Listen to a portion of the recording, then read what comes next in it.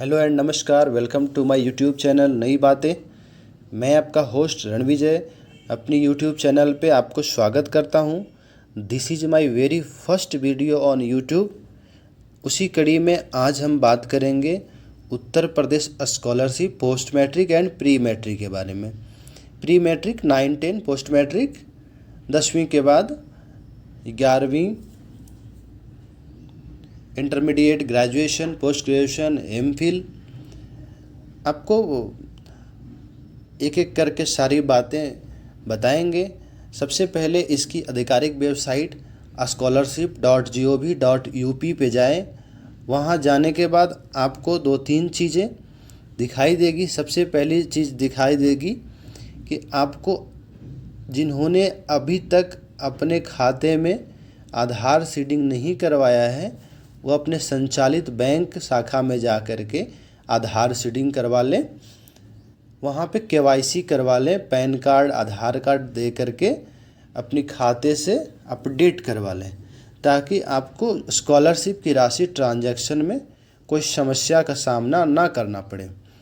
आपको एक चीज़ यहाँ पे ध्यान देने बात है कि यहाँ पे सारा नियमावली दिया हुआ है। प्री मैट्रिक, पोस्ट मैट्रिक, सारे नियमावली आप इसकी आधिकारिक वेबसाइट से जा कर के पढ़ सकते हैं। लेकिन सारे नियमावली में एक चीज़ आपको सिमिलर देखने को मिलेगा। वो क्या है कि आपको सिर्फ जनरल कैटेगरी वालों के लिए कास्ट सर्टिफिकेट नहीं लगेगा, बाकी सारी चीज़ें सेम है। तो अगर आप जनरल से हैं तो कास्ट सर्टिफिकेट बनाने की ज़रूरत नहीं है। सिर्फ आय प्रमाण पत्र आपको तहसीलदार के द्वारा बना होना चाहिए। अगर आप रिजर्व कैटेगरी में हैं, रिजर्व कैटेगरी में यानी ओबीसी है, अगर आप ओबीसी हैं तब भी कास्ट लगेगा। एससी एसटी हैं तब भी कास्ट सर्टिफिकेट लगेगा। अगर आप माइनॉरिटी हैं तब भी आपको कास्ट सर्टिफिकेट लगेगा। लेकिन अगर आप जनरल हैं तो सिर्फ आय प्रमाण पत्र ही आपको चाहिए।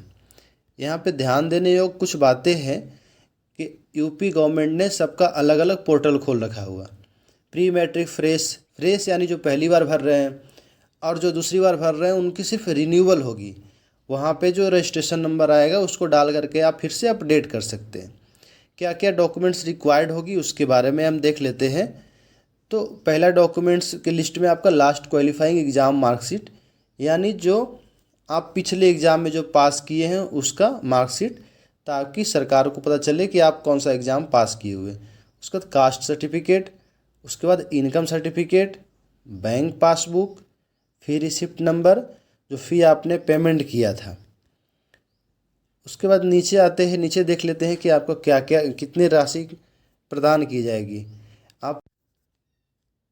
तो हम बात कर रहे थे यहाँ पे जितने भी कोर्सेज है उसके अनुसार आपको राशि दी गई है। हॉस्टलर के लिए अलग है, हॉस्टल वालों के लिए हॉस्टल का भी पेमेंट जो आपने किया उसका रसीद नंबर चाहिए। डे स्कॉलर के लिए सिर्फ आपको कॉलेज का रसीद चाहिए। उसके बाद एक चीज़ आपको ध्यान देने योग्य बात है कि आपका जो आय प्रमाण पत्र बनेगा वो अगर आप एससी एसटी हैं तो उसका मैक्सिमम जो है आपको 2.5 लाख से ज़्यादा नहीं होना चाहिए, और अगर आप एससी एसटी के अलावे हैं तो 2 लाख से ज़्यादा नहीं होना चाहिए।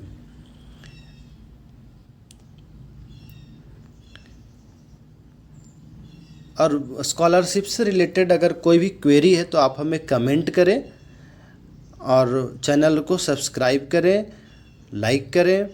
मिलते हैं नेक्स्ट वीडियो में। धन्यवाद।